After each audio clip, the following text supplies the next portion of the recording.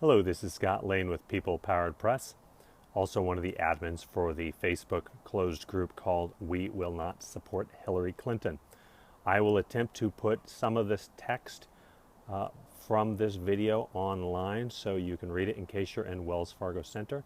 This is primarily addressed for the delegates, whether you be Bernie especially, or even Hillary, or the Super Delegates. Some of this information I will not go into detail because you know it at least as well as I, but I want to give some background on why Bernie had to do what he did, which is my guess. Of course, none of us truly know. But it was obvious that Bernie wanted to run a clean campaign, and he would. He has been criticized for not taking opportunities, and I've been one of those to write about it.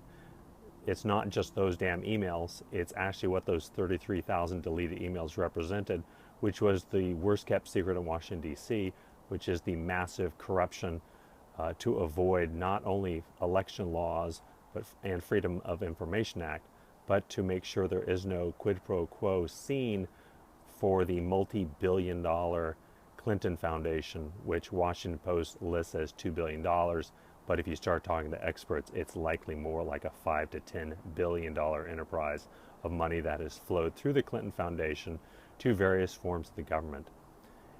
Bernie was certainly thinking there would be a fair fight in this, and he did say what he had to say, which includes that the president and the Democratic Party did not put their thumb on the scales. Well, obviously, if I can use a little Nina Turnerism here, not only did they not put the finger on the scale, the Democratic National Committee and Hillary put the whole damn donkey on the scale.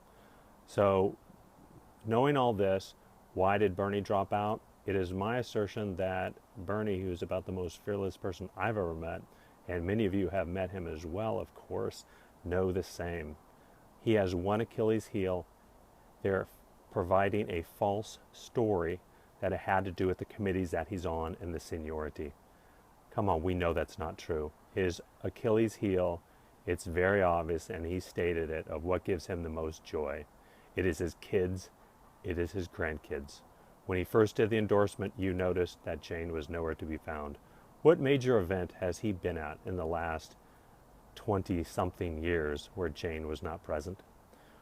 What brings him more joy than his kids? And what would make him fear and tremble more than anything in this possible world? It's his kids and his grandkids.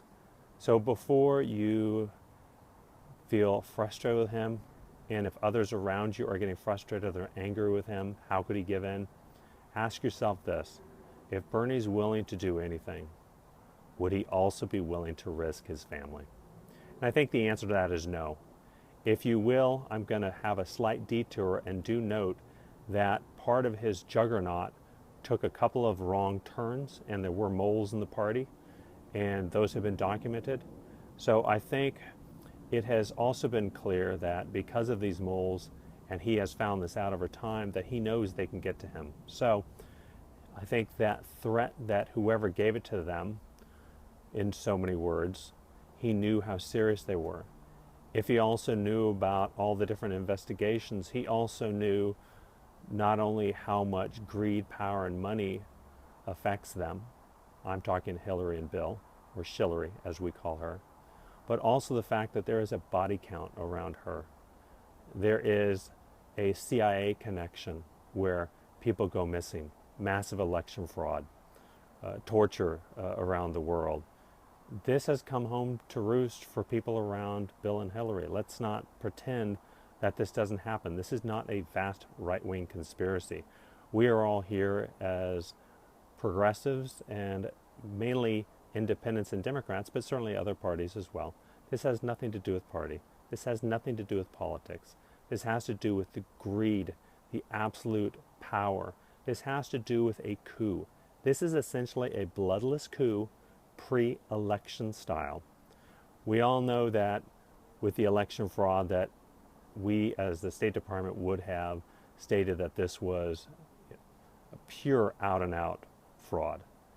But with the media that's in control, with the oligarchy, and with Hillary and Bill doing their biddings, with everything else that happens, with the Achilles heel identified, I think Bernie tried to find the best way out of this. So the key thing I'm hoping that can happen is we have a unified front today. We need a unified front, and we need to make sure that, just whether it's Braveheart for an analogy, or you want Remember the Alamo, it is the fact that we need a unified front. If Hillary is going to win this, delegates, let's stand strong, let's stick to our guns. Whatever happens after the convention, we can figure that out later.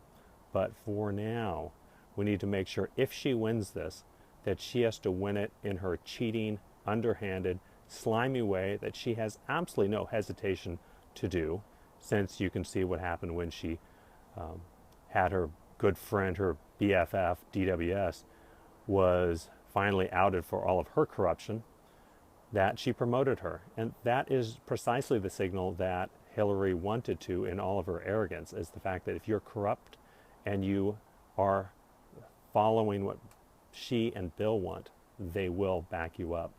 As we know, she does have various lists, whether it's a hit list or shit list, and people don't want to be on those.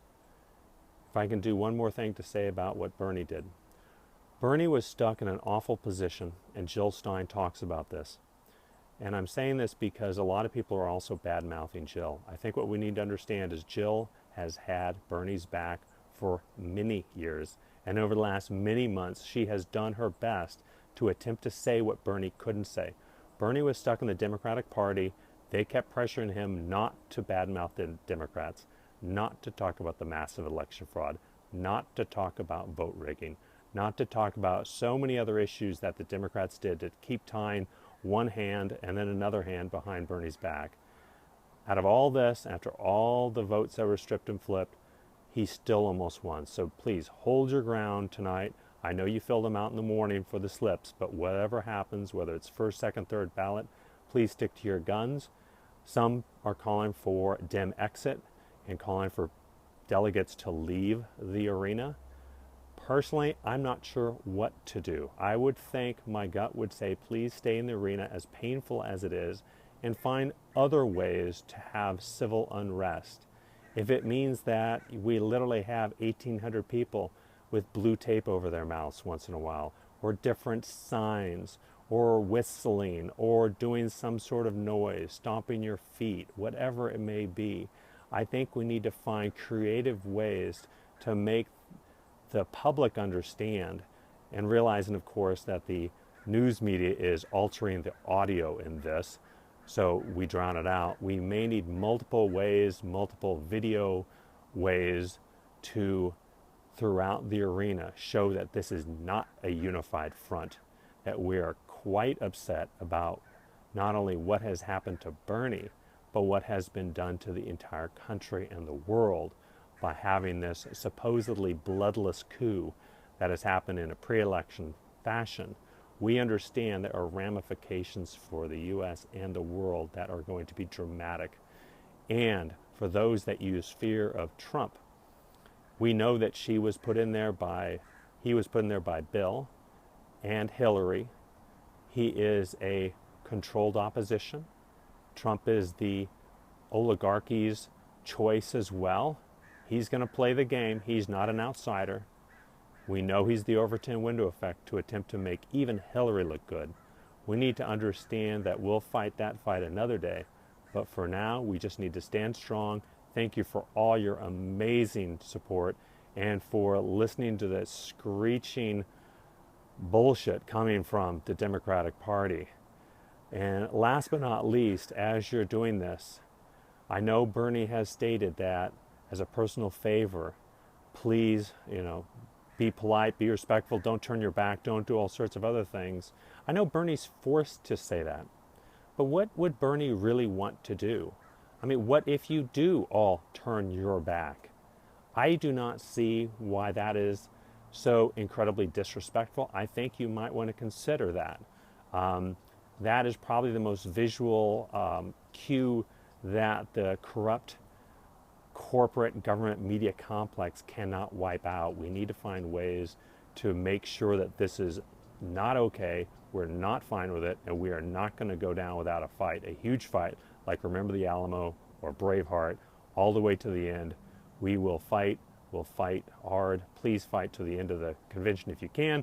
If you have to leave, I understand that, but we will fight each and every day. We will support each other both inside and outside and across the country and the world. Please understand that we have Bernie's back just as he had ours, and we look forward to everyone coming together and everyone supporting in whatever way they feel their heart and mind can help with this, to keep doing this. And that is probably the best way to honor everything that Bernie has done to date and everything he will continue to do, especially given the constraints of what Hillary and Bill and the oligarchic establishment must have threatened him and his family with. So once again, thanks for your time. I will put this basic tenets of this video into text so those in the Wells Fargo Center can read, since you will not be able to hear this message most likely. Thank you very much and have a great day. And thank you again for all that you're doing all these many months, and especially these painful days in Philadelphia, having to endure the Hillary Fest.